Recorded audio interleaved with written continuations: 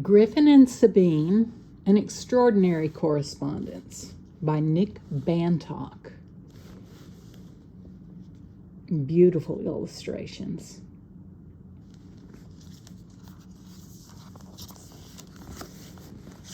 That transcend all maps, all locations.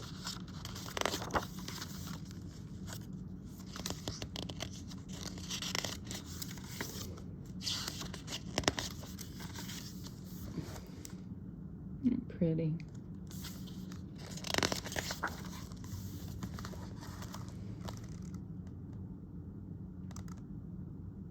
And the correspondence begins. Griffin Moss, it's good to get in touch with you at last. Could I have one of your fish postcards? I think you were right. The wine glass has more impact than the cup. Sabine Stroham, P.O. Box 1, Katy Sikkim Islands, South Pacific. Note that Griffin is in England.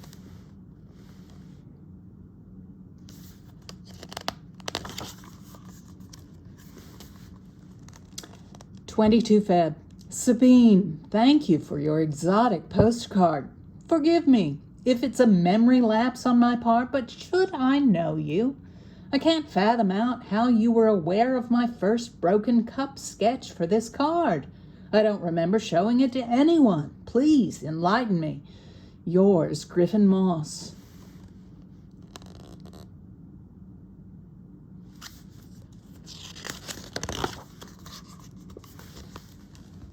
Griffin Moss. No, Griffin, you don't know me. Not the way you mean. Though I've been watching your art for many years. Having finally established who and where you are, I feel compelled to reveal myself. The phenomenon that links us has taught me much about you, yet I am ignorant of your history. Please tell me something of your life. It is such a pleasure having your images in a tangible form. I really like the kangaroo in the hat, but I wonder whether you should have darkened the sky. Sabine. She wonders if he should have darkened the sky.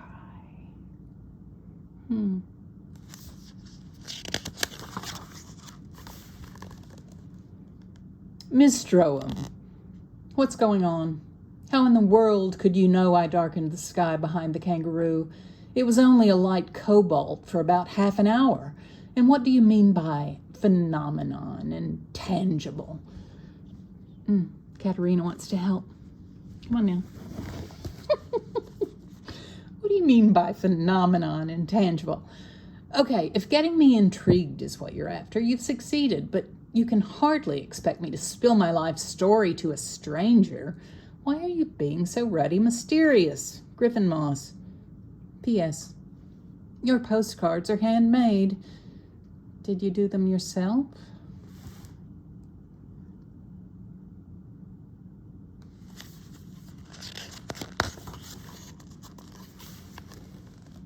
Griffin, you're right. I am being mysterious, but I assure you it's for good reason. What I have to say will be disturbing, and I wish you no distress. I share your sight. When you draw and paint, I see what you're doing while you do it. I know your work almost as well as I know my own. Of course, I do not expect you to believe this without proof.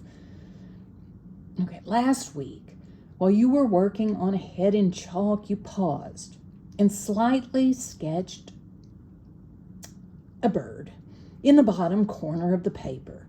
You then erased it and then obliterated all of it with a heavy black. Don't be alarmed. I wish you only well. Sabine. And yes, the pictures in the cards are mine.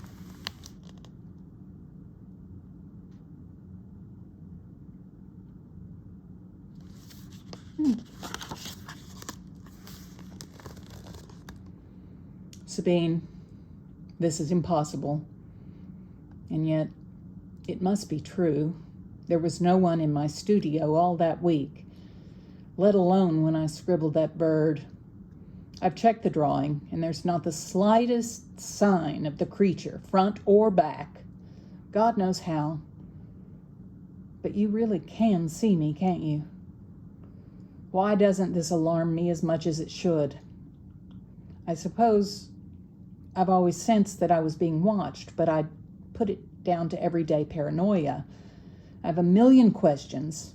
Am I the only one that you see? What form does your sight take? How come I can't see you? I want to hear everything, right in detail. Tell me about yourself. I demand to know. Please, Griffin.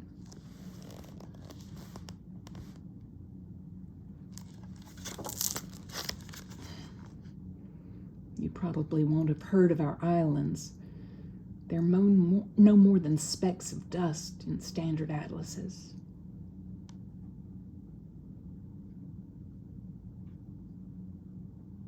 But does that matter? Now the fun.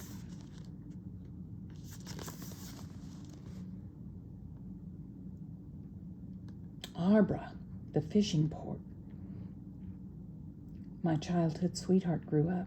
Katie, home. Caitlin, seat of my islands. Camille, my work. Taffin, thick forest. I've been there 3 times. Capelle, island of water. Tip, houses. The great, covered wooden house. Now, it's become more than postcards.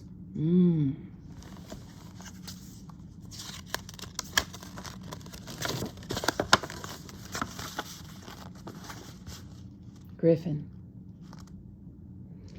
now that it comes to answering your questions and talking and telling you about myself, I feel oddly shy. Not that this is a reason to hold back. In fact, I deem it as a sign to press on. I know nothing of my real parents. I was handed to my father and mother by an old picker who'd found me on slopes of Pillow Mountain, bellowing among the black metal and broken grass. My father, who was at the time the only European on the island, went with neighbors to search the area, but it was the rainy season. The mountain was deserted, and one of the regular mudslides had obliterated everything. Later, he tried in vain to find... Oops, lost my place. Later, he tried in vain to find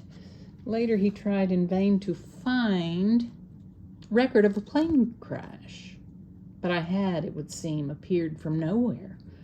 I must have been 6 months old when I arrived, hungry and otherwise unharmed.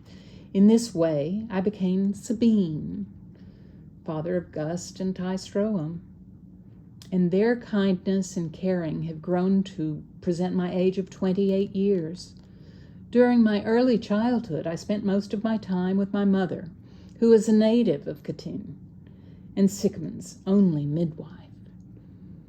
She's fun and wise, but by the age of 7, I'd grown bored with babies and birth, and I decided to trade her company for that of my father, who'd once been a curator at the Natural History Museum of Paris, and I had a mind that retained information like flypaper. He and I would go wandering in search of specimens for the catalogue of the islands, of a book that would document every species in the Sycamons. I'd skip along by the side of him, clutching his canvas bag and clinging to his every word. He loved to talk as much as I loved to listen. Sometimes I would be about Paris or Amsterdam or the other cities he'd lived in, but mostly he spoke of the islands and the things we saw and heard. He encouraged me to draw those things, promising me the position of official illustrator of the catalog when I grew up. I remember one time when we'd just come to the village from hunting shells on Palmy Beach, and I dropped the monstrous conch at my foot. I howled with pain, and the tree ahead of us exploded with blue and yellow macaws. My father, who could see that I didn't know whether to attend to my toe or the feathered fireworks, laughed and whispered, "Pain and beauty, our constant bedfellows." Young as I was, I understood. On the dawn of my 15th year, I was lying in that easy state between sleep and wake when the image of a half-drawn flower came into my head, and I was entranced.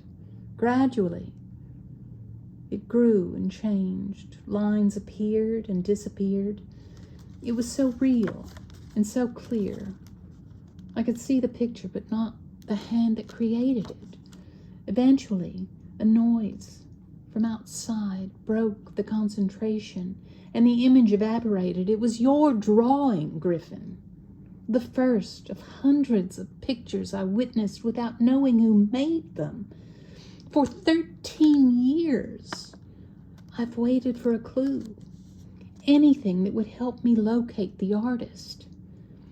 You seem destined to be an enigma forever. When a few months ago I came across an article in Graphica about a one-man postcard company, it said that the art was all Moss's own work. And there was a photo of your fish card. It was the same piece I'd seen being drawn 3 years before. Finally, I knew who you were. I counseled myself to be cautious and find out what you were like before revealing myself to you fully. Please don't feel invaded. It's not like it's not like that, I promise, but I am impatient to hear about you. Write soon. Yes, I can only see you, Sabine.